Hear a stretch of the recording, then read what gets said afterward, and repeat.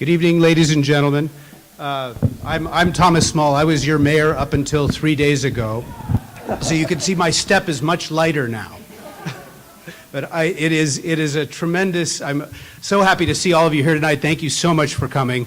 This is really the Culver City Speaker Series that really began as the prelude series to our general plan is a hugely important part of our general plan and of participating and having a hand in our city, how our city runs, the design of our city, and the future of our city. So it's really important for you all to be here and to take part in this.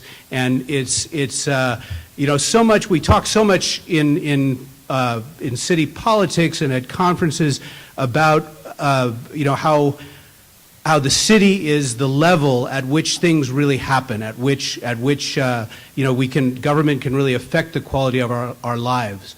But creating that government, running that government, participating in governing ourselves, it's really participating in events like this and participating in the local government that makes the hugest difference. So thank you all so much for being here. I know we're going to have more events like this, but few with someone as admired and renowned as Dr. Donald Shoup.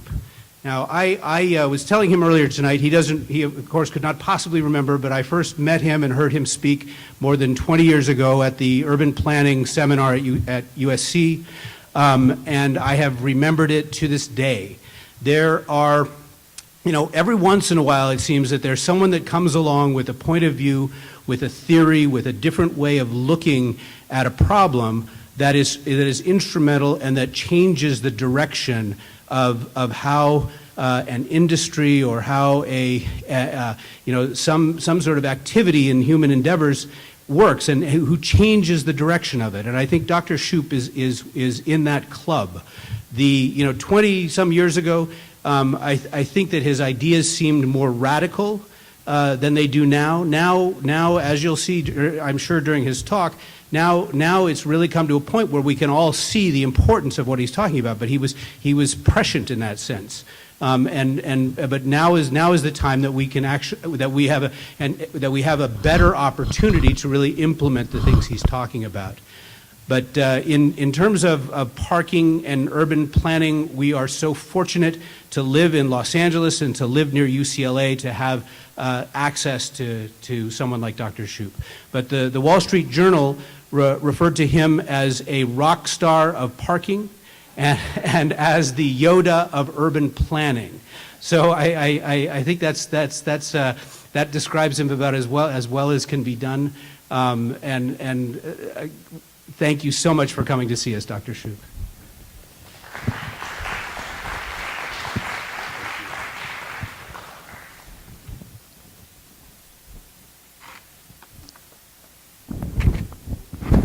Make sure my mic is on. Well, thank you, Mayor Small. I can't possibly live up to that introduction, so I want to warn you right away. I was pleased to learn that I had been called a parking rock star, but I know that's not the same thing as a real rock star. Nevertheless, I'm thinking of changing my name to Shoup Dog. Can we turn on the PowerPoint? You can't do anything without having the PowerPoint ready. Is it?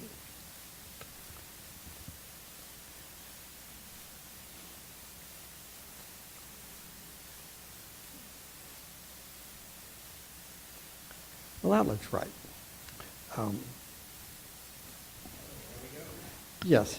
And I was pleased to be called the Yoda of urban planning until I remembered from Star Wars that Yoda was 800 years old. And everything he said seemed like cryptic nonsense to me. Well, you're thinking of changing your zoning code, and I'd like to mention that there are three basic elements of a zoning code. That the permitted uses, it tells developers and property owners what they can and cannot do on a specific site. You could build a single-family home, but not an apartment building. That was well established in the 1920s. And there's also what's called the bulk regulations, how much you can build on the site, what's the height limit and the side setbacks and the floor area ratio. So they tell you what you can and you cannot do. But the third element is off-street parking requirements. And they are different because they tell developers what they must do. They must provide 4 spaces per 1,000 square feet without any attention to the cost of this. So they impose costs on housing and commerce and everything else to provide parking for cars. But planners don't estimate the subsidies implicit in either of these parking requirements. So all three of these examples, I think, are to some extent unfortunate choices in life that we later categorize as like it seemed like a good idea at the time. And with parking requirements, we now know what the outcome is. I think too much of suburban America, unfortunately not too much of Culver City, looks like this view of Silicon Valley. And we tend to ignore this asphalt blight in our daily life, especially when we're parked free in it, as all of these cars are here. And as all of you who drove tonight will park free. But just because the driver doesn't pay for parking doesn't mean the cost goes away. The cost is still there, and somebody has to pay for it, including people who are too poor to own a car. The cost gets shifted at a grocery store. Who pays for the free parking at a grocery store? At Co-Opportunity, for example, where I just went to. Well, the drivers don't pay for it. Well, maybe it's all the customers at Co-Opportunity, even those who don't own a car. So all the required parking spaces drive wedges, asphalt wedges between buildings, making it more difficult and less pleasant to walk anywhere. That's just one building. This is the whole campus, they call it, of Cisco Systems. And I imagine that they were responsible for some of the technology we're using tonight. But it creates developments that are eminently drivable, but scarcely walkable. The development looks like this because San Jose's parking requirements require it. Segregating land uses, limiting density, and requiring off-street parking produce the kind of land use that we see today. Whenever I go to a city, I say, well, here's San Jose's minimum parking requirements. This is why San Jose looks the way it does. The green bar represents 1,000 square feet of building area, and the red bar represents the size of the required parking lot spaces, either in a surface lot or in a structure. So I guess dancing and skating are similar, so maybe they would have similar parking requirements. But I don't know why a skating rink and an auction house need the same amount of parking. Did any planner really do a study showing that? And do planners think that most animals don't drive to get grooming? I think when you talk to planners, they'll usually be quite honest and say, I don't know how these parking requirements came about, but I know that I have to enforce them because they're in the city code. We hear of Culver City's parking requirements. It has some high ones. The required parking lots are bigger than the buildings for all of these land uses. The parking lot for a church is 11 times the area of the assembly area in the church. And Culver City seems to expect everyone will drive to bars and nightclubs. We certainly have to have a lot of parking if you're going to sell alcohol. And why does a skating rink need twice as many parking spaces as a fitness facility? And does Culver City even have a skating rink? Well, maybe it does. Well, there are some areas of Culver City that have a lot of parking. You can't always see it from the air, like because you're parked at this school tonight. It looks like it's inside of a building. But there's a lot of parking in Culver City. But where do the Culver City planners learn how to set these parking requirements? Because there are hundreds of land uses. The planners are in a difficult position when they're asked to set the parking requirements because they don't know the demand for parking in every art gallery or bowling alley or dance hall or fitness club or hardware store or movie theater or pet store or nail salon or hundreds of other land uses. They never learned about it in planning school because the planner professors had nothing to teach them. So what is the book on parking standards about?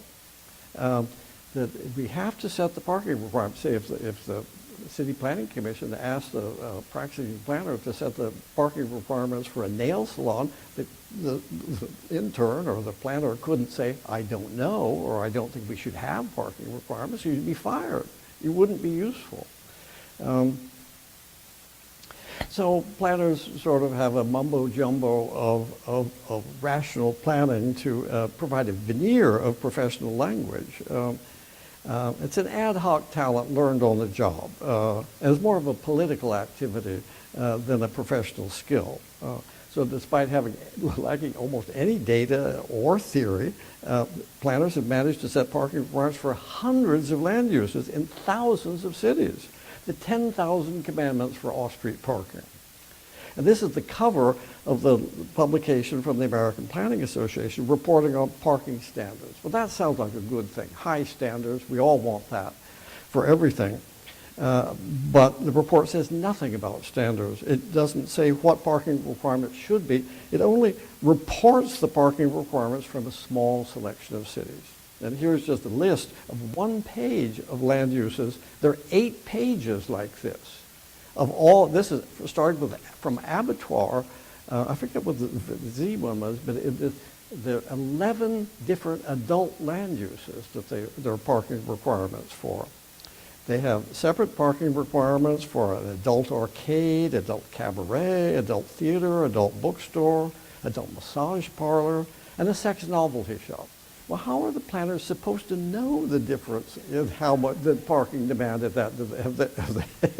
Have they been to a lot of these things? And we're in bad shape if this is what the American Planning Association's images is of the United States. So there are just hundreds of pages like this of the parking requirements for adult cabarets in 5 or 6 cities. And each one of these parking requirements, like the ones in Culver City, taken alone, seems to make sense. They look simple when their planners can link parking to people, like 1 space per tennis player or 2 spaces per barber, or 3 spaces per beautician. There's often a gender difference that's hard to explain, but they all seem to require at least 1 space for every person, except for religious land uses, and even then there's gender discrimination. But once you get away from requiring parking per person, then the requirements get dazzling in their combination of precision and inventiveness. Well, for a sex novelty shop, it's very easy to say how many parking spaces per 1,000 square feet. That's what a lot of things are. But when you get beyond people and square feet, then it has to be always per something. How many parking spaces per something for a gas station or for a swimming pool? I mean, how could you have a public swimming pool without knowing how many parking spaces are going to be there? We can't allow a swimming pool without a lot of parking spaces. And even for the afterlife. So I think that the general public thinks that parking requirements are sort of scientific, like the periodic table of the elements. Every land use has a parking requirement. There are related land uses that have similar parking requirements. But it's not like the periodic table of the elements. It's more like the 19th century science of phrenology, which was the leading theory of how the brain worked. As you can feel the outside of somebody's skull and say, oh, that person is very selfish or generous or depraved. But thinking that you can just touch a skull and say, well, this tells you something about the person, that's rather like the notion that without knowing anything about the cost of parking spaces or the price charged for using them, planners know how many parking spaces are there for every land use. They just have needs, like related to the number of fuel nozzles at a gas station, or nuns in a convent, or reposing rooms in a funeral parlor. I think we will look back and think these parking requirements are just as ridiculous as phrenology is to us. The difference between parking requirements and phrenology is that phrenology didn't do any harm. And I think the parking requirements are doing an immense amount of harm. But, you know, I realize I'm coming into a new city, and not everybody agrees with me, that many people believe in minimum parking requirements. They do believe we need them. I adapted this song from Monty Python to suggest that off-street parking requirements are almost like an established religion in city planning, no matter how much damage they do. One should not ever criticize anyone else's religion, of course, but when it comes to parking requirements, I'm a Protestant, and I believe the city needs a reformation. For several reasons, partly because the way that planners, we are complicit in these parking requirements, that we don't really make it obvious that we don't know how much the parking spaces cost. Say, do you have any idea how much the parking spaces in this building cost, or the parking 3 levels of underground parking in any of the new buildings in this neighborhood, or under co-opportunity? You don't know how much they cost. The most recent parking structure built at UCLA cost $84,000 a space. And you compare that to the median net worth of households in the United States, it dwarfs many people's net worth. The median net worth for black households in the United States is about $9,000 a year. Half of the people have less than $9,000 in net worth. And yet we're saying, well, for the grocery store that you're going to, you need at least 5 parking spaces per 1,000 square feet, without any notion that these people cannot afford to pay for it. And we don't know how much it increases the cost of housing or of tuition at this school, or how it affects urban design. I think that Culver City has very good urban design in many things, but parking requirements can do a lot of harm. Especially the expensive stuff underground is the best kind, but that's wildly expensive. Or how do all these parking spaces affect congestion, or the demand for the expo line? If you can park free wherever you're going, why get on a rail line? Or how it affects fuel consumption and CO2 emissions. Even building a parking structure creates a lot of emissions, but then using it creates a lot of emissions. And the planners have no training in how to set a parking requirement. So I think the problem is that we are politicizing what should be a business decision, and we are governmentalizing what should be a market choice. Off-street parking will represent the triumph of quantity over quality in urban planning. The planners should stop spending so much time worrying about the number of parking spaces and worry more about the design. 2 days ago, maybe some of you went to this meeting on the past, present, and future of housing in Culver City. I suppose that upper image is of the past, but it's also pretty close to the present as well. But Culver City's parking requirements seem inconsistent. They seem consistent only with the past and not with the future goals of the city. Off-street parking requirements are not the right path to a sustainable and prosperous future. If Culver City has such a great appetite for so many meetings on housing and parking, I hope the city is ready to make reforms. Well, I think one of the problems is that there's so much more parking per car than there is housing for people. That each car has about 1,300 square feet of parking available to it, and we have about 720 square feet of housing per person in the United States. Most parking of this parking is free. 99% of most automobile trips end up in a free parking space. Free to the driver, but not free to society. So it could encourage us to buy cars and congest traffic and pollute the air. I don't see how anybody could deny that a lot of parking has these bad effects. And it burdens everyone, including people who are homeless. everything they buy has to somehow pay for parking. So I think we've got our priorities exactly the wrong way around. And I think that if you want more housing and less traffic, you should stop requiring plenty of parking for all housing. It just doesn't make sense, I think. But let's look at some of the things we have been doing right.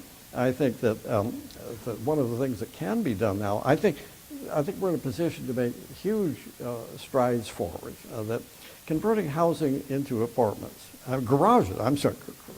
converting garages into apartments. Up until recently, it's been illegal. There's plenty of it, but it's all illegal. So now the state has forced cities to say you have to allow conversion of garages into apartments. And I think that these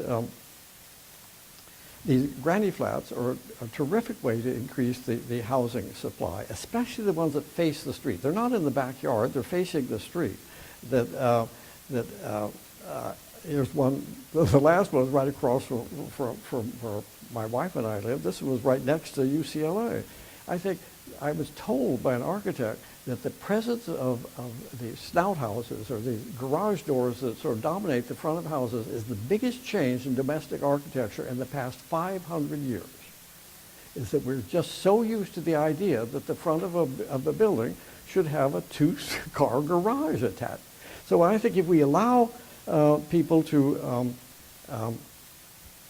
convert their garages into apartments and park in the driveway, then it would provide a lot of housing without changing the nature of the neighborhood. The neighborhood would look better, not worse, and it wouldn't have a more physical density. It's sort of horizontal distributed density rather than focused high-rise density. Cars can park in the driveway after the conversion. And one thing I would recommend for Culver City is that the state vehicle code it prohibits parking on the street in front of a driveway. I mean, you wouldn't want to come out and find somebody parked on the street in front of your driveway, would you? So it's illegal, but it allows cities to issue permits to residents to block their own driveway, to parallel park on the street in front of their own driveway with the permit showing on your dashboard. So it gives you a guaranteed on-street space for the homeowner. You could let plumbers or electricians or housekeepers or anybody like that use it. So Culver City could do that, and I think that it would make it even more sensible to convert these garages into housing. Because it's already part of the house, you wouldn't have to add much for air conditioning or heating or anything like that. You could connect to the main house. If it's a family member who lives there, they could get into the house. The fire engines and the ambulance wouldn't have any trouble getting to these garages because they're right in front. And I think that the garage residents will provide more eyes on the street, and the homeowners can feel safer where they're away if somebody is living in the garage. And it isn't as though all these garages were full of cars. That the cars were already out of the garage and onto the driveway. So cities can allow homeowners to swap their garages from storage for cars or old stuff into housing for people. I think these garages are much more valuable now for people than for cars. I'm happy that the city is beginning to legalize it. Of course, they're only doing so because the state has forced them to do it. But I think that cities can do a lot on their own. That many cities are now eliminating off-street parking requirements. It was unthinkable 10 or 15 years ago, but it's happening now. Buffalo was the first big city to do it. And instead of all those tables, like the ones you have in Culver City, it has one sentence. The provision of off-street vehicle parking is not required. That's all it takes is to say, well, we made a mistake, that we could get rid of it. Hartford, Connecticut eliminated all their minimum parking requirements. Minneapolis removed all its minimum parking requirements and went even further that every single family zone lot now can have up to 3 housing units on it. San Francisco just removed all its parking requirements, and so did San Diego within a half a mile of rail transit. Well, why are these cities removing their off-street parking requirements?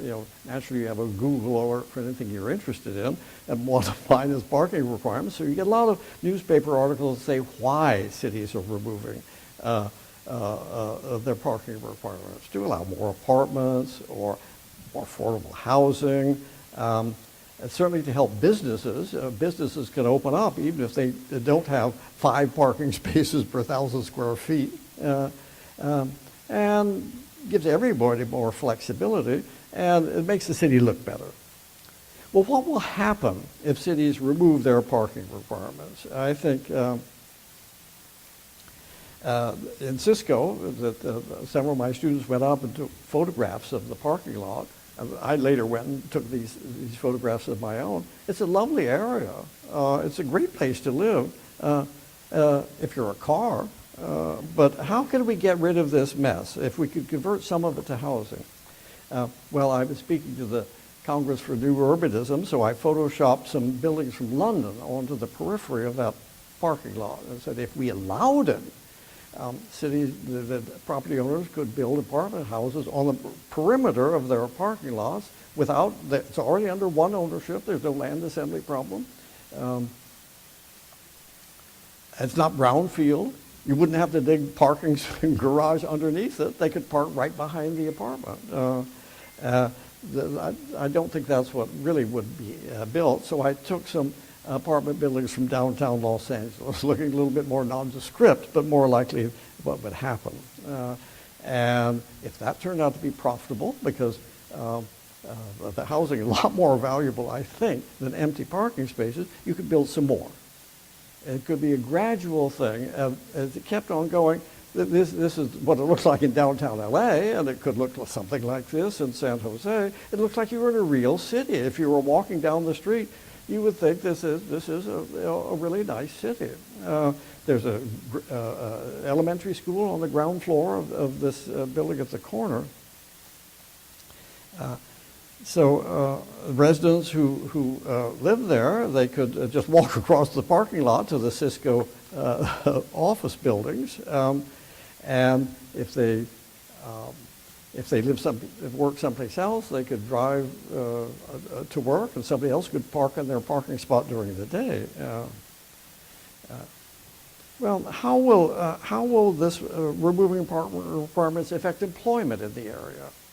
We can't import apartment buildings. Somebody will have to build it. There'll be many more jobs for drywallers and architects and electricians and roofers and everything associated with building housing.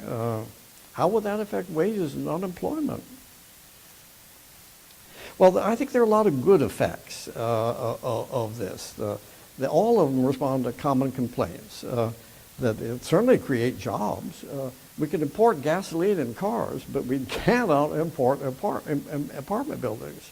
And certainly we want more housing that allow that, job-adjacent housing, just right where we need it. And think of all the complaints about the long commutes and traffic congestion, air pollution, energy consumption. I think it would address a lot of these goals that we're trying to achieve. Getting rid of parking requirements will contribute to solving every one of these problems. And of course, it will affect climate change. So I don't think the way to slow climate change is to build a lot of parking. So I recommend 3 basic reforms. One is to charge the right prices for on-the-street parking. You can't remove the off-street parking requirements until you manage the on-street parking properly. And what is the right price for curb parking? I think it's the lowest price the city can charge and still have 1 or 2 open spaces on every block. So wherever you drive, you'll see a space waiting for you. It's just what you want to see, 1 or 2 open spaces. And then to make that politically popular, some cities dedicate the revenue to pay for public services on the metered streets. If you have parking meters, you get the extra services. If you don't have parking meters, you don't get the extra services. And that makes the transition to properly priced parking better. Say, Culver, Boulder, Colorado, which does a lot of things right, they use the parking meter revenue downtown to give a free transit pass to everybody who works downtown. It's a free fringe benefit for everybody who works downtown, and it doesn't cost the employer anything. Now, do you think that Boulder would be better off if they had free on-the-street parking and no parking passes for any employee? Or do you think it would be better to charge the lowest price the city can charge to get 1 or 2 open spaces and spend the money to provide a free transit pass for everybody? I think it would work here in Culver City if you've got your own bus line. If you gave a free transit pass on the Culver City buses for anybody who works in the meter district, I think it would be a very good policy. And then you could reduce off-street parking requirements if you have the on-street parking managed properly. And that would allow all kinds of business to open up, restaurants and things like that. There would be no required parking for anybody. They can provide it. Not having parking requirements doesn't mean you won't have parking. First, you start off from a situation where you have tons of parking everywhere. But new developments will provide parking if they think that their customers will want it and are willing to pay for it. So I think it's key to have these about 85% occupancy of the parking spaces, not more, because then it'll be hard to find a space to park, and not less, because spaces will be not used, and the businesses will lose customers and things like that. So it's the lowest price the city can charge. And nobody can say that there's a shortage of parking. Just you can't say there's a shortage of Coca-Cola or cherries or anything that you otherwise buy. We don't think there's a shortage of anything in this country except parking and housing.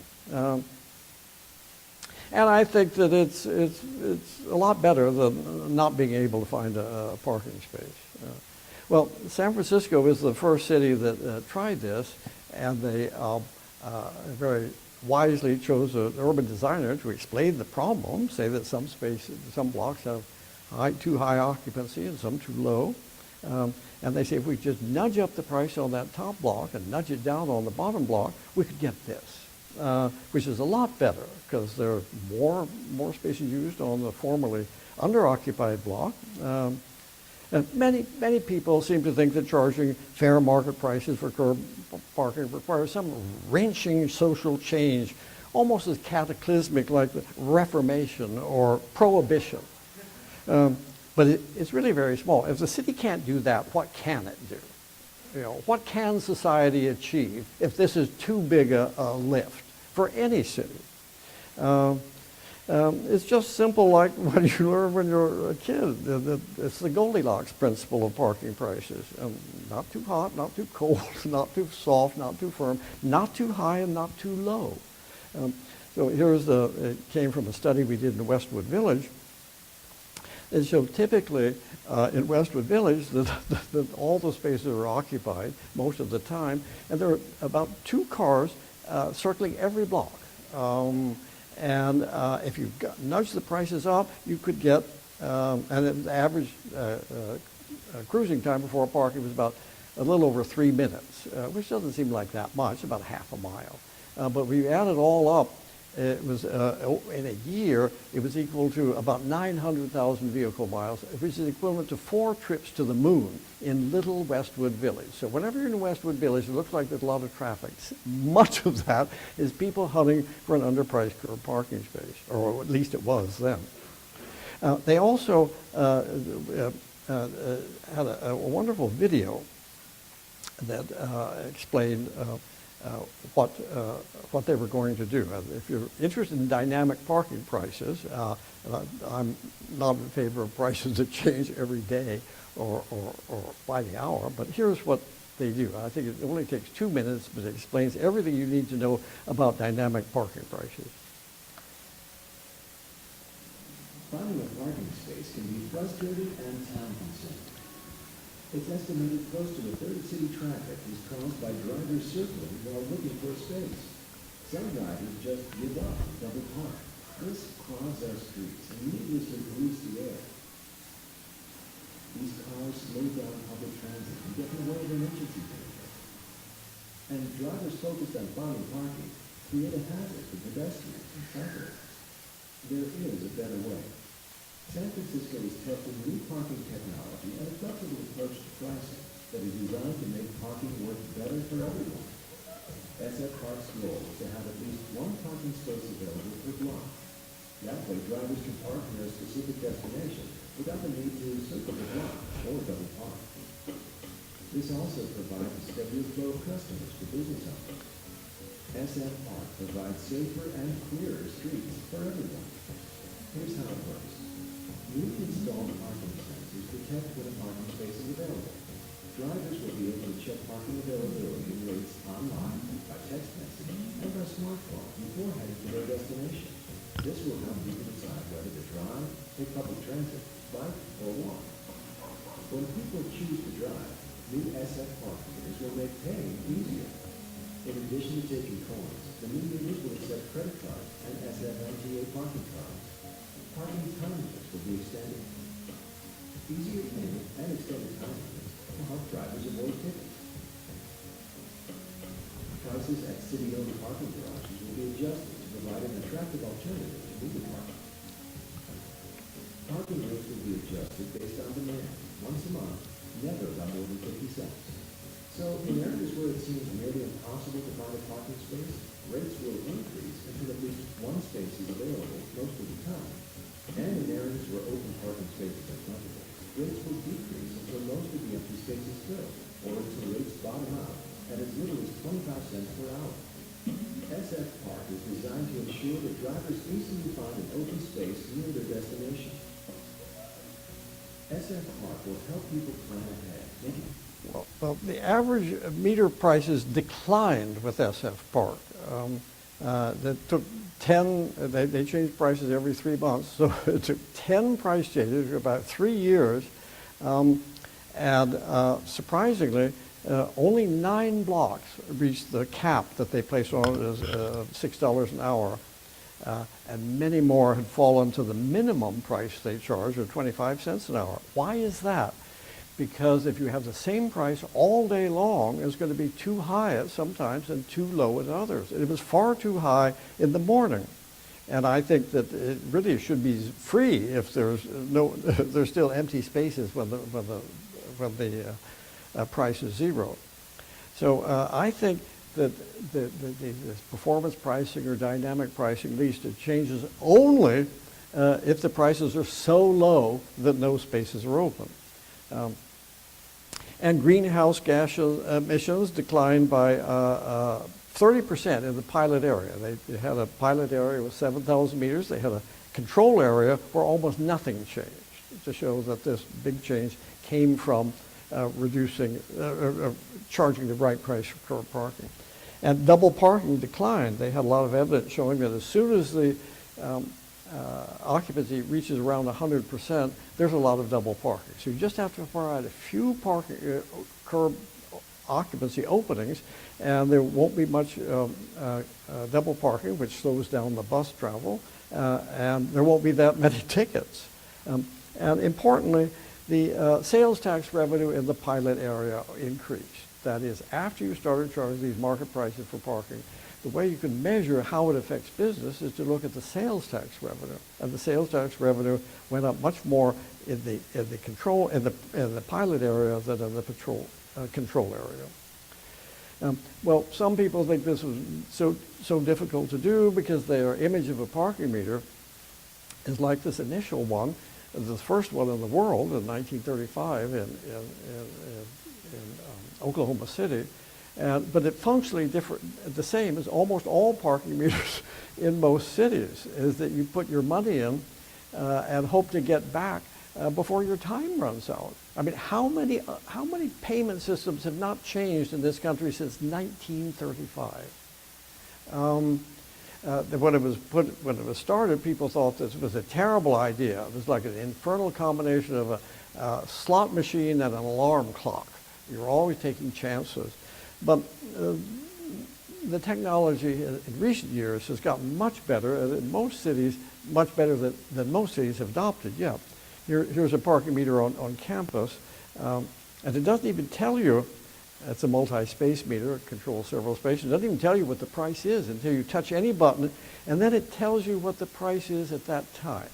You could see me reflected in the, as I'm taking that. It's $3 for the first hour and $4 for the second hour. That seems like a lot to charge students. It's right next to the law library and the law school. Murphy Hall is in the distance. So I think a lot of you suspect that professors have a lot of spare time on their hands.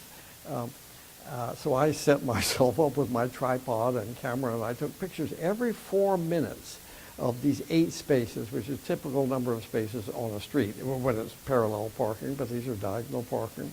And I think this picture here is when I started taking the pictures. This is what you want to see. Pretty well occupied, but one open space. And you see somebody usually walking to pay at the meter. So here's 4 minutes later. The 2 cars on the end never moved during the hour, because you can park for more than 2 hours. But usually when one car left, another car arrived. Sometimes there was one time there were no open spaces. Very quickly there were the new open space. Sometimes there were 2 open spaces. But usually people were coming and going, and there was almost always a space available. There were 3 spaces available there, I guess. That was the only time that happened.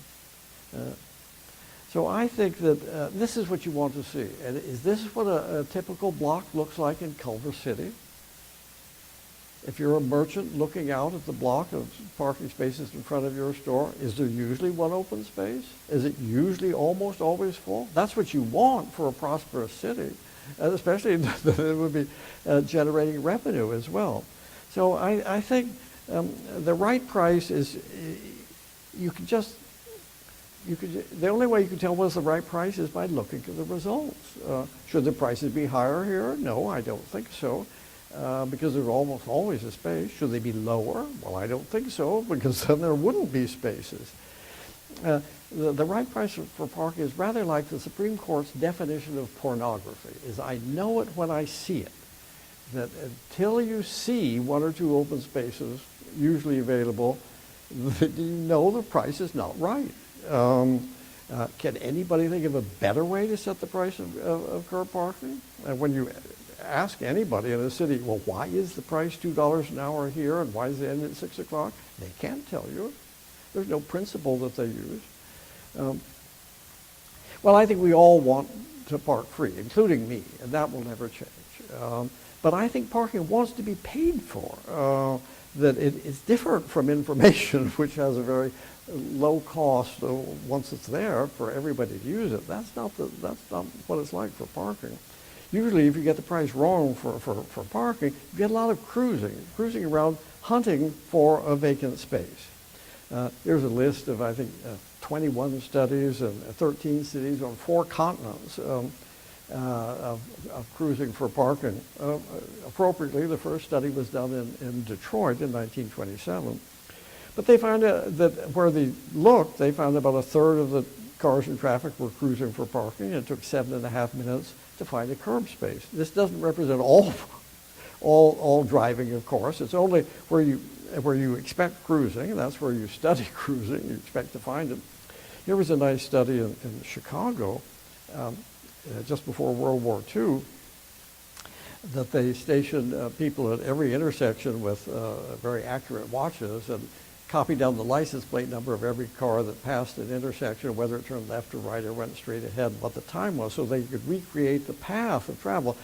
Some people just insisted on one parking, they were determined to live there, to park there, but other people were more open to new things and trying something different. But there's a lot of pollution and congestion caused by that, and it's no fun. Whenever you're doing it, and we all have done it, that it seems like that you're trying to not be right behind the car in front of you, because if there's a space, that car will get it, so you want to go slow, and then you see in the mirror behind you, just after you pass, there was somebody who got a space. And this leads to very dangerous behavior. That I've seen cars make a U-turn in the middle of the block if they see a space on the other side. Here's grainy footage of one of these, the most dangerous one I ever saw.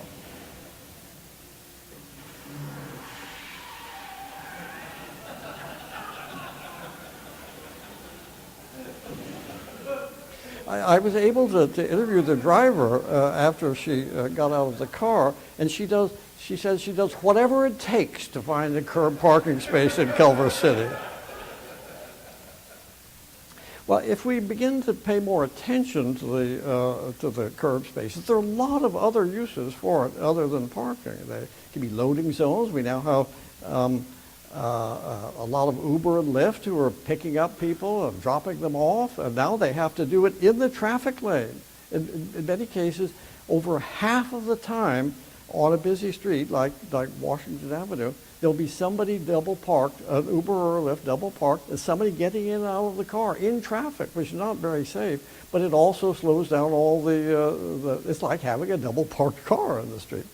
That we could have longer bus stops, there could be no stopping zones, bike lanes. One of my favorites is outdoor restaurants that's getting, in this climate, is just terrific. That some cities put their street trees and parking spaces in the curb lane instead of empty cars. It draws more visitors and earns more money and employs more people.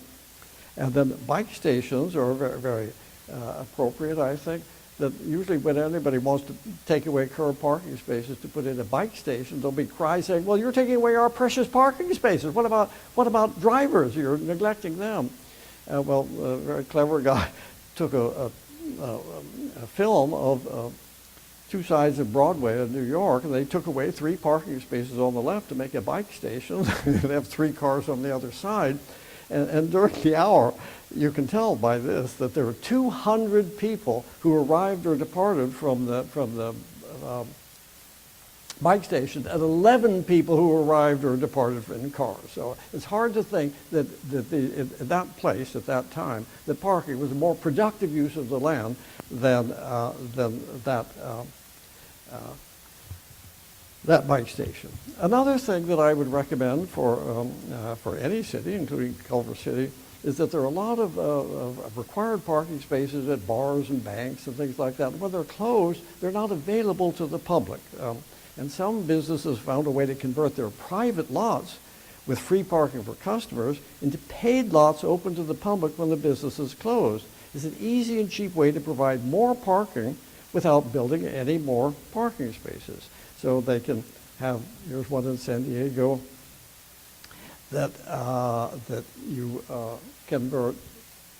pay at the meter when the bank is closed, and the customers can park free when the bank is open. So that provides, at no cost to the city, it provides more parking. Another thing you could do is that instead of having time limits for curb parking at the meter, you can instead remove the time limits and let prices create the desired turnover. Here it says Albany had been charging $1.25 an hour with a maximum of 2 hours. And then they said, well, we'll take away the maximum, but if you want to park longer, you have to start paying a higher price for every subsequent hour. After it changed to progressive prices, the revenue went up and the turnover increased, and there were fewer tickets for parking violations. Another policy I like that certainly works here in California is progressive parking fines to deter repeat violators. In almost every city, a few people get multiple tickets during the year, and most people get no tickets or one ticket. Anybody can, you can make a mistake and you didn't intend to not to pay.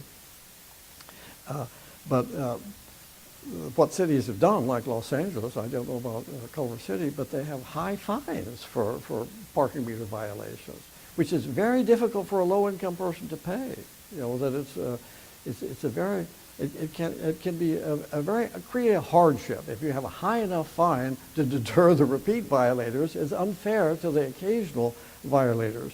So here's what Claremont, California was the first city to do this in California, but you can see that to show that the city is not trying to just make money, your first violation of the year is a warning, and then the next one is minor, and then the first, but it keeps on going up. It could be higher than that, the fines are higher in Claremont, but the idea is that to deter repeat violators, you have to increase the fine for subsequent violations. And one policy that I think would be good for Culver City or any other city that has a lot of attractions for people to come into the city is to give parking discounts for residents. See, in Miami Beach was a perfect example of this. The non-residents pay $4 an hour at the meter. The meter just says $4 an hour. They think everybody pays that. But if your license plate is registered in Miami Beach, you only pay $1 an hour. So it's a discount that is given sort of under the table.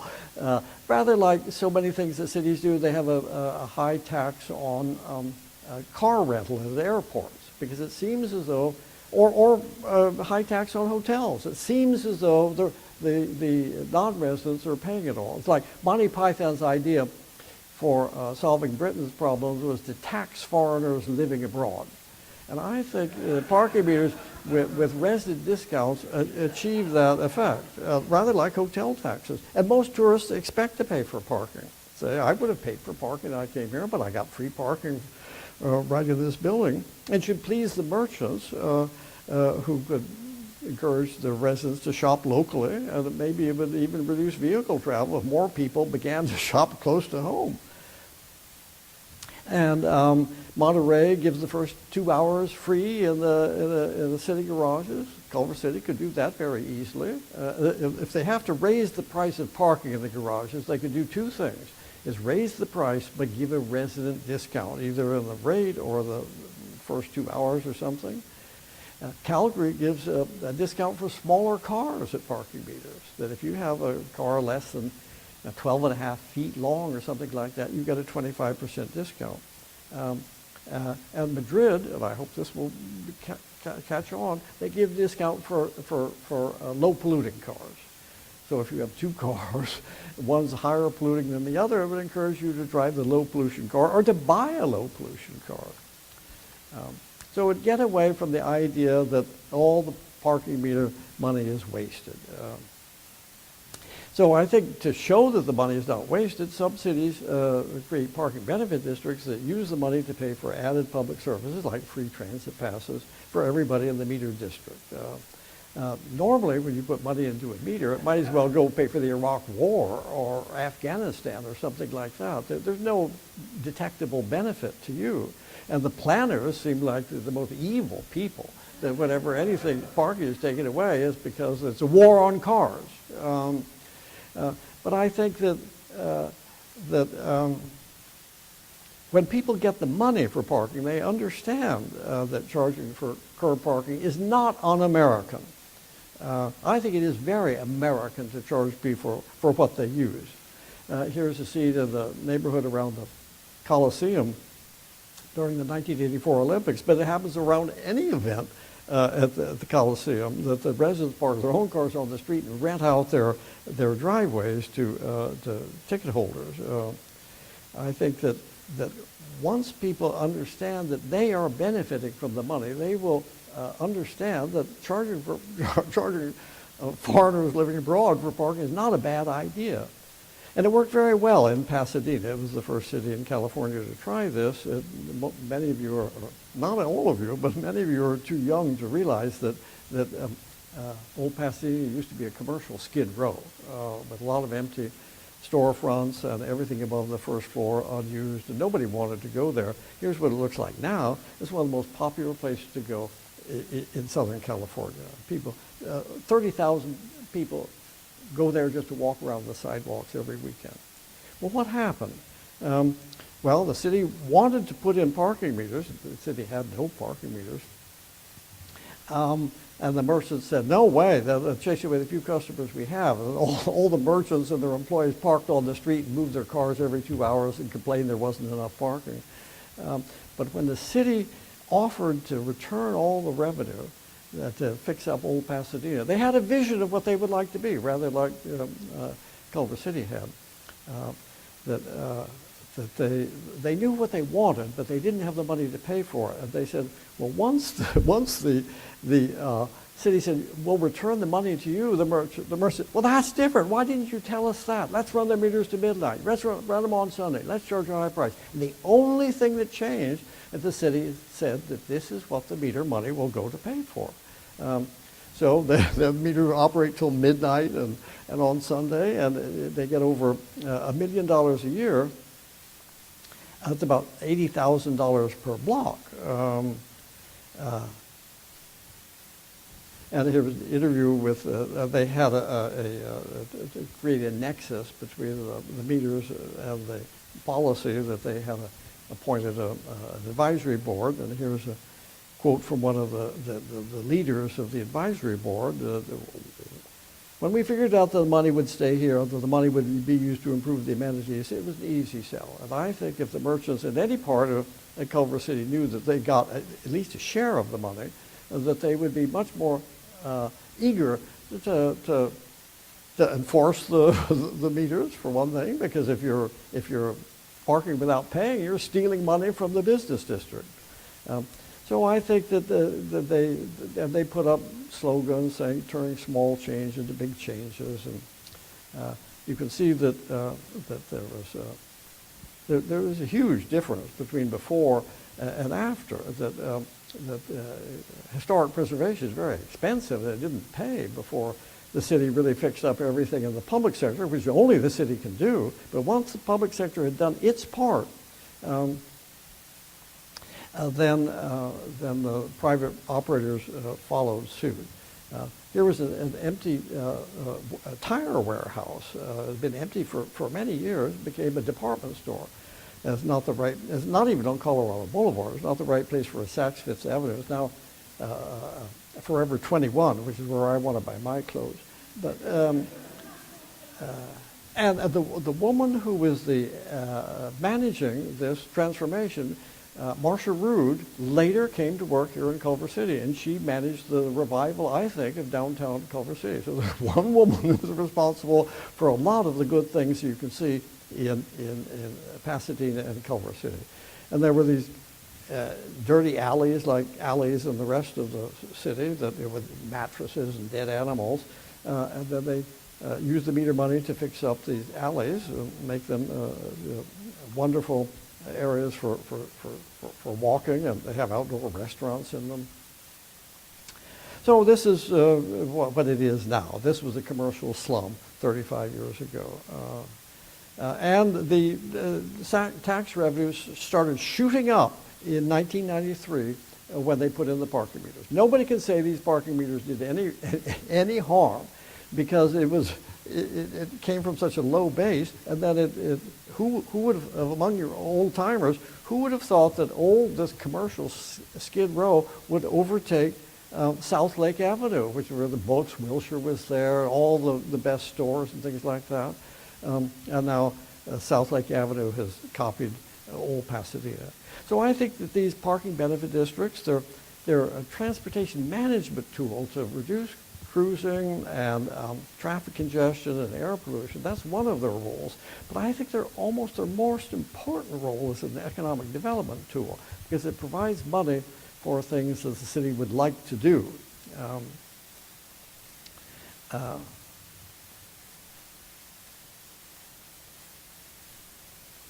So I think that there's a lot of good jobs, just as I said it would in Silicon Valley. You could do it here, and it would have these effects. Plus, it would yield money, and I think it appeals to people across the political spectrum, whether you're on the left or the right. These ideas should have a lot of appeal. Let me just try to explain that. We have these three policies: is charge the right price for curb parking, and spend the revenue in the meter districts, and get rid of off-street parking requirements. That liberals will see that there's more money for public services. You want that, don't you? And conservatives see that relies on markets, the magic of markets. And it reduces government regulation of parking requirements. Environmentalists have a lot to gain from this, that almost all of their goals are going to be helped by getting rid of minimum parking requirements and getting rid of cruising. And businesses will see that they can open stores without having to deal with the planning department saying, well, where is the required parking? Well, you have to pay the in-lieu fee, or you have to do something else, or share your parking. They can just open a restaurant if they want to open a restaurant, if they meet all the health code regulations, things like that. And the new urbanist will see that you could live at higher density without being overrun by cars. All parking is political, and all the prospects for parking reform depend on what the political context allows. Libertarians have a lot to benefit from this. That rely more on individual choice. People who emphasize property rights, that the city has been infringing on my property rights. It takes away a huge burden on property rights. Developers will certainly see that they won't have to deal with the city saying, counting every parking space and making sure that it exists. The planners could pay more attention to whether the services for disabled drivers is better or the appearance is better, and making sure that the entry and exit is on the right street. And the residents have a lot to benefit from this because they get better neighborhood public services. Certainly it will help affordable housing because the affordable housing developer will only have to put in as much parking as they think that should be enough for all the residents. So they can charge separately for the parking. You won't rent housing, and with it comes two parking spaces in the basement. You'll rent housing, and if you want parking, you'll pay for parking. So some people, if they have 3 cars, they can pay for 3 parking spaces. If you don't have any car, you can buy more housing. I think that would be much better. And the neighborhood activists, instead of attacking City Hall, they can start thinking about how to improve their own neighborhood. And I think the local elected officials will be the greatest beneficiaries. I don't know if you put your council meetings on the web or on the radio, but I used to listen to the Santa Monica ones, and the meetings would go on till past midnight, arguing whether we should increase the price of parking by 25 cents an hour. There'd be probably, I'm sure that in Culver City you have very aggrieved citizens who want to be heard, but it was just appalling to think of how much time was spent about parking. What will we do with all the cars we won't need? Well, here's a sculpture in France called long-term parking. What about all the garages that we have built? What will we use them for? Here's a repurposing that I like.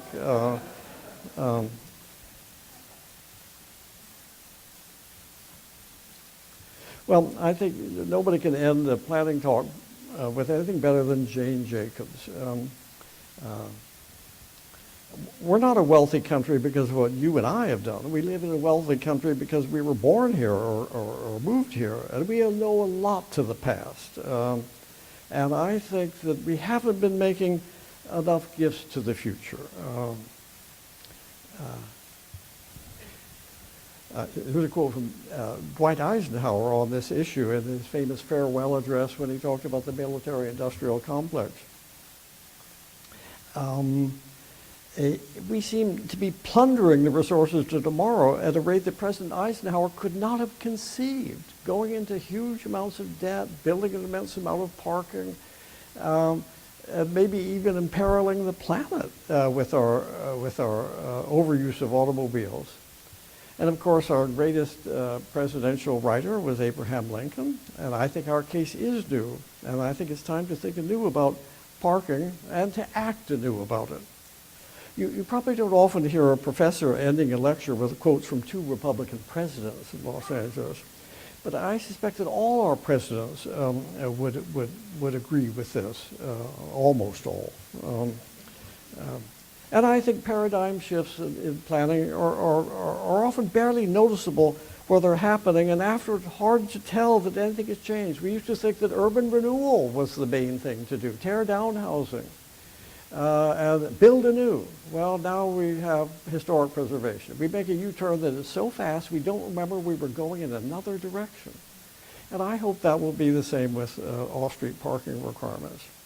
But no matter what we do, I think the parking problem will always be with us unless technology moves faster. General Motors is working on a new idea that I think will renew the American automobile industry and solve the parking problem. There's some grainy footage of what it looks like.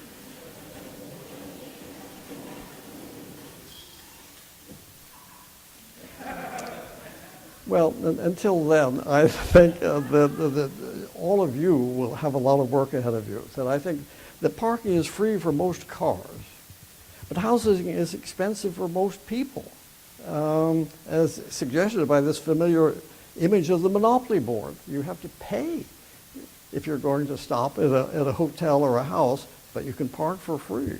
I think we have our priorities exactly the wrong way around.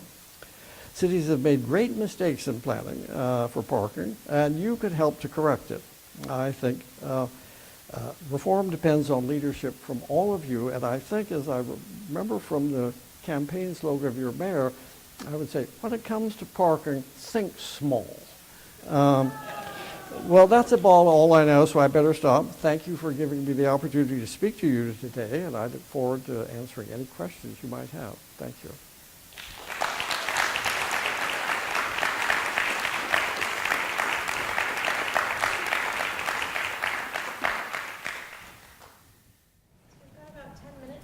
You have 2 minutes. 10 minutes. So that'll be if anybody wants to come up and ask questions, please just come up to the speakers.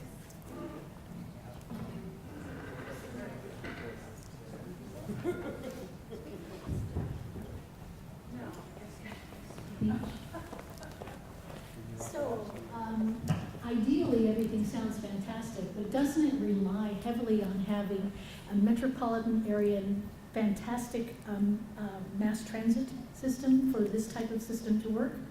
I don't think so. No, I think the mass transit will help, but old Pasadena thrived before there was any mass transit. I think that in any case, I don't think you'll get a wonderful mass transit system if you continue building plenty of off-street, requiring plenty of off-street parking and leaving curb parking free. That's not the context for a great mass transit system. That your policies are making sure that we will never have at least the riders, we may spend an infinite amount of money on transit, but what we lack in Los Angeles is transit riders. And I think everything that I've been talking about will increase transit ridership. It'll help us take advantage of the investments we've already made. Thank you. Hi. Great speech, great talk. And I've become I've lived here for 17 years in Culver City, and when I first moved here and were involved in meetings, used to say, we need more parking, and now it's like no parking. No, you can build a building, no parking, so I'm a Well, all I'm saying, we'll allow it to happen. That's the only thing you have to do is to allow it. I doubt if many buildings will be built without any parking. Right. I think not many developers will think that's a good idea. If they have to worry about their tenants and the tenants' customers.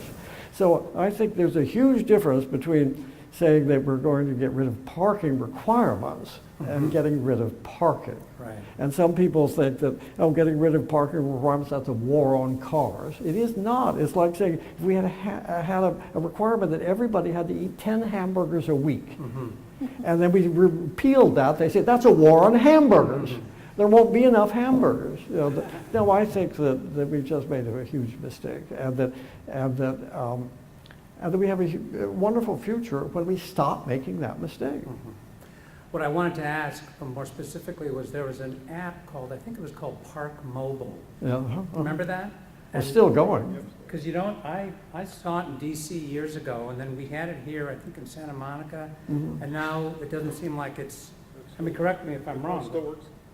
Oh, the company is still very, Because I very love that alive. idea of being able to, you could go, you could put, if you're going somewhere, you could put in an hour, you know, how long you're going to be.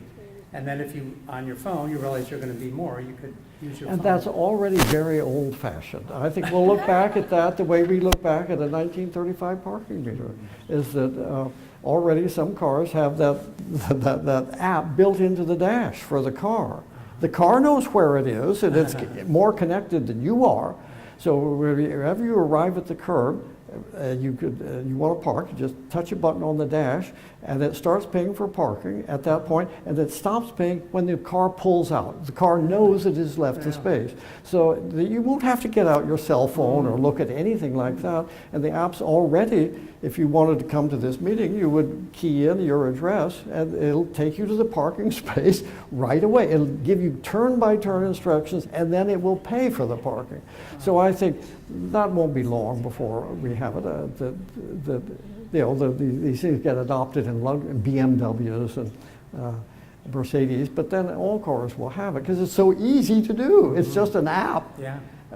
But the idea of not saying, I'm going to pay for an hour, you won't have to do that. It'd be like a long-distance telephone call that you pay for. As soon as you hang up, Right. you stop paying. Right. That you pay for exactly what you use, and you won't hang around because you've already paid for parking. But I think that certainly the technology is moving so fast. that Even that will seem primitive at some stage. Have any of you parked at Century City? They've already started doing that. When you go in, you pull a ticket, and then you pay it. You pay at the kiosk when you go. But when you drive down, you don't insert your card. The gate just goes up because they have recognized your license plate, and your card that you paid for said that this license plate has paid for Yeah, parking. we have that, we have that here. Well, Free see, of charge that's parking. just the way the Inspired. world is moving, Yeah. is that there'll be less to do. But soon you won't need to pull a card when you drive in. But it will rely on the fact that everybody should pay for their parking. Okay, thank you. The other side. I'm sorry, oh, you go. Okay. I really enjoyed your presentation, and it seems like you've done some study of Culver City and the situation here. I was wondering, and this might intrude on possibly future consultancy, but if you had the power to implement things, what would the first three things you would do in Culver City? Well, the three things that I mentioned, I would try to get the price of curb parking right. It may require more meters, running longer hours. I would spend some of that money to really be ostentatious about the use of the revenue. Asking people, what is it you most want in your neighborhood, and here's a way to pay for it. Do you want to charge for parking, and there's a way to pay for this?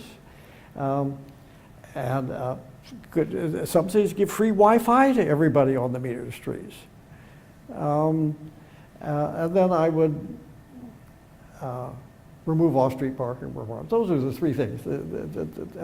I think that, and what's easiest to do would be remove off-street parking requirements, just say that there's no parking required for any building. And it would save the planning department an awful lot of time arguing with people and giving variances and things like that. And you already have some parking meters that just, they'll be getting better.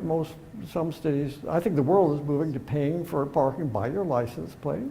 So you can give resident discounts. I think if you want to make it politically possible, I'd say we're giving resident discounts at the curb and in our garages, because policy is not formulated, it's negotiated. And academics can formulate any kind of, like I do, say this is a good policy, but that's not how they get adopted.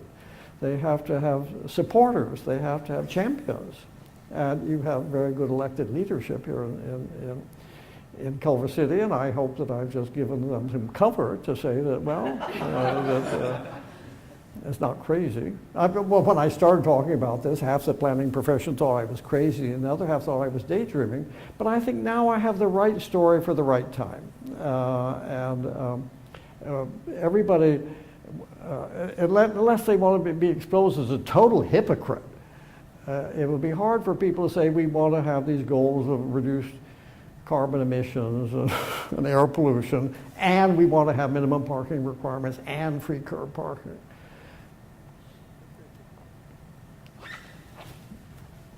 Another one for me, sorry. I actually live in London, part of it. I've been doing it for 20 years. And one of the things I've seen happening over the last 20 years is high streets where you used to go to buy all your product. You couldn't find parking anymore, so most of those larger merchants couldn't stay there anymore, and it became a real issue. You couldn't get a car in there. You couldn't. So ultimately, all the bigger manufacturers are having to move out from the high streets, and they became barren. Do you think that'd be a similar problem we have here if the parking was too much here in Culver City and people just couldn't come in? Because I don't come to the center with my car very much here because of the parking. Well, I think people won't. Many people seem to think that not having free parking is the same thing as not having parking, but it's not. You can't say there's no parking when there are garages all over the place. So I think that people would just have to get used to paying for parking. We didn't become a great nation by being a bunch of freeloaders, except for parking. We think that we can freeload on parking, and that doesn't conflict with everything else we know about how the world works. That we have hidden the cost of parking. In economics, they have the principle of the invisible hand. Is that the butcher and the baker don't provide the meat and the bread to you for your interest, it's for their interest. Well, in planning, we don't have any similar theoretical explanation of what's happening, but what we do have is the hiding hand. We can hide the cost of parking in higher rents for housing and higher rents for commerce and higher costs for everything. We have hidden that cost in everything else we buy. And we wonder, why do we have all this traffic congestion and air pollution? Well, it's because our planning has been profoundly mistaken for 70 or 80 years. Well, maybe I'm all worn out, I think. One more question.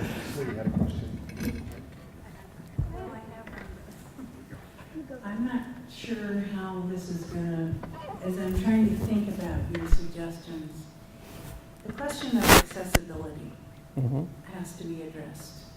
So making more parking somewhere and cheaper rates for the parking lots and things like that. For people who can't walk long distances, for instance, but they can drive a car, but the parking lot is where you have to go is 5 blocks away from where you need to go. And you can't really get there that easily. Well, in our current laws, if you have a disabled parking placard, you can park free at the curb wherever you go. Okay. But I'm sure you know of problems with that because there's so much placard abuse. Exactly. Okay, well, I have the solution for that too. That I think is one of the most outrageous practices of this country, this state. California is the worst state of all. Is that they've expanded the issuance of disabled placards, so now 10% of all drivers have disabled placards, even though they don't have a severe mobility impairment. And there's a lot of faking use of placards. So what Michigan and Illinois have done, I think they were just the way we are now, is that you can go whole blocks in downtown LA where every car has a disabled placard. Why would you want to pay for parking downtown if you had a placard? 40% of all the placards, of all the cars parked in Westwood Village have a disabled placard. And we know that a lot of that is fake because the Business Improvement District has these ambassadors that roam around and they clean things and advise people. And one of their ambassadors used a disabled placard to park at meters in Westwood Village. And the bid tried to dissuade this person from doing so. You're taking away parking space all day long that could be used by customers. The only thing they could get the guy to do was to use the placard in the next the nearby permit parking district rather than in the village. That's an achievement in Los Angeles. So what Michigan and Illinois did is they had the same problem. Michigan was the first. They said, we're going to have two kinds of placards. One for people with severe mobility impairments. You know, they can't walk more than 30 or 40 feet. They have a wheelchair. Their doctor has certified that the people has any disorder that means that they really need free parking and placards. So, and then everybody, all the other placards remain unchanged. You can park at Ralph's or any place else with disabled parking spaces, but you can't park free at meters unless you have the special placard that shows that you have a mobility impairment that is serious enough. And I guess when Michigan started this, they required everybody who had a placard, they had to reapply if they wanted the mobility impairment special placard. Guess what percentage of the people who had placards applied for a severe disability placard? 2%. So you must be very fed up with what we have now. And I think the one way to get around that is to adopt a two-tier placard system. The city of LA, it's hard to, because of this, some people in the disabled community want to have their free parking pass. It's like, it's a permit to park free anywhere, anytime, for as long as you want. Of course that'll be abused. So it's been hard to get cities to say, we want to do this. But getting back to your point, I think everything I've said is consistent with it better for people with disabilities, because wherever you went, you would always see one or two open spaces, and you would have a free parking placard for that. But if you don't have a mobility impairment, you could park there too, but you'd have to pay. Does that make sense? It does, but part of what I'm trying to think of what we currently have in terms of like parking structures and how you get from one place to another.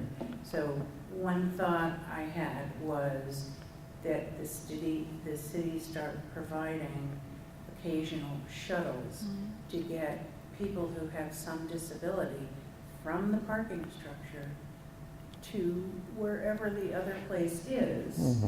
And the parking structure gets used, it gets paid for, and you mean the people would have to pay for it?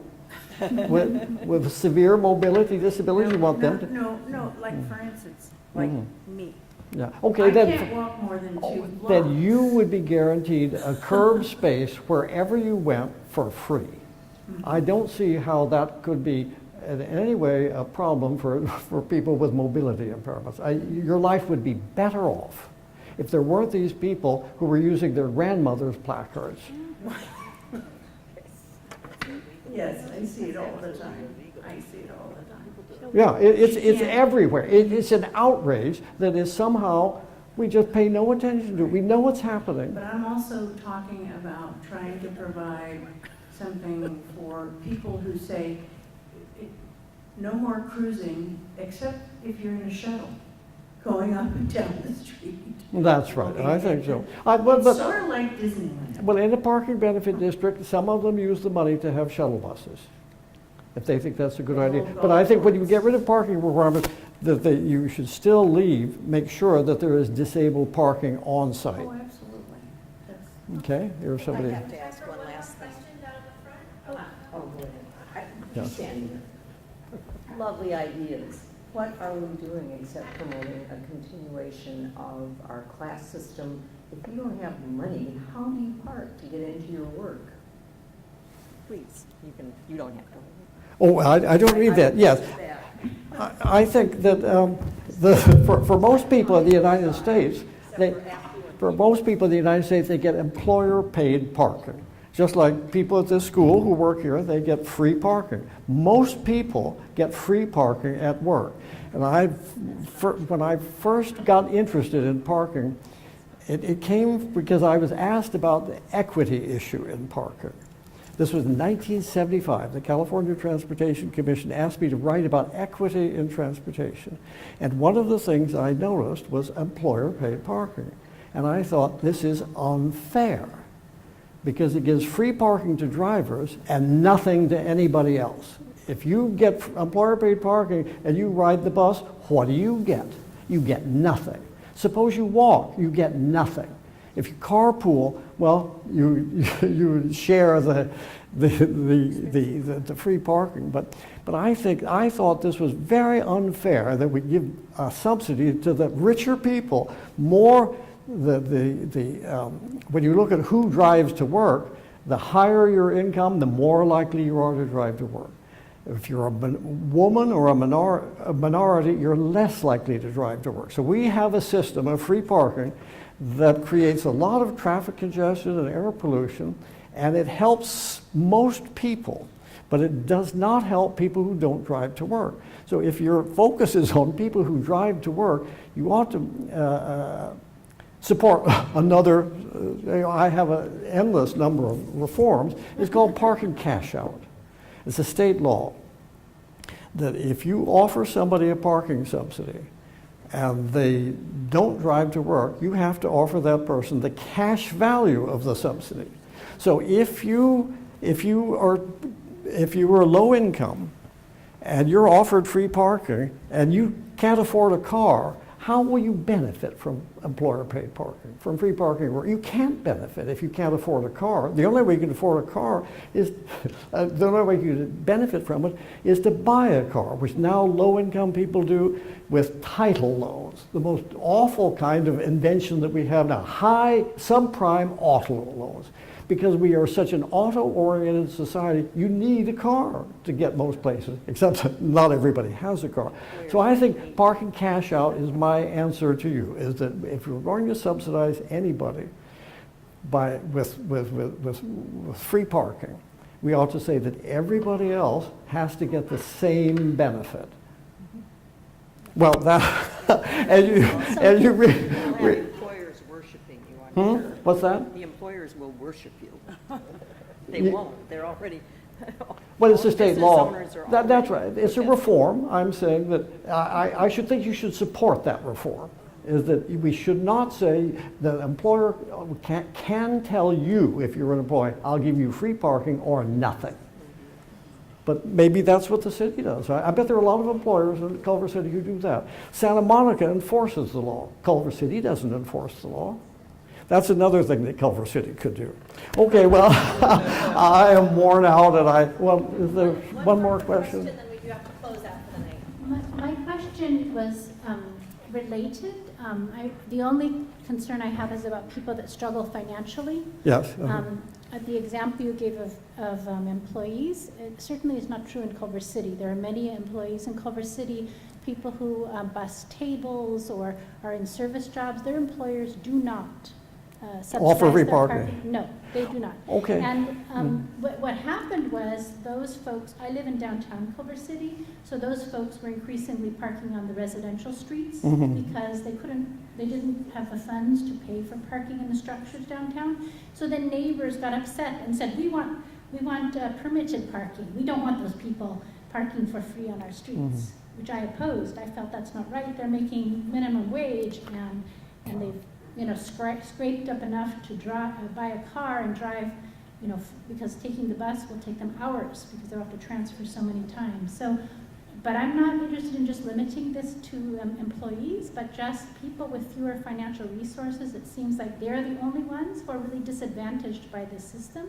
People who are more affluent can have the luxury of saying, oh, well, I don't care if it costs $10 or $20 to park, and I will do that. But those who don't have the funds and maybe need to visit a certain establishment, they will be in a tough situation. They have several small children, and then they have to park far, far away, or take their kids on the bus, 3 buses, and they're working already many jobs. So if you could say something about the... I think that's a very important question, and I have an answer. Okay, sorry, I guess I should stay then. I didn't want to block the view, but Well, no, I this do is want to fine. hear your answer, yes. One of the arguments against charging for curb parking as long as necessary is that the waiters or the night workers at restaurants and that they can't afford to pay at the meter, and they can't afford to pay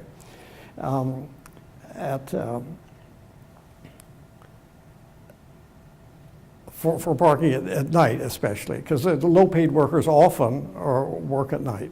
And so if you ran the meters into the evening, when the waiters tend to park at the curb, that you cause a hardship to them. And I always, whenever I go to a restaurant, I always ask the waiter, where did you park?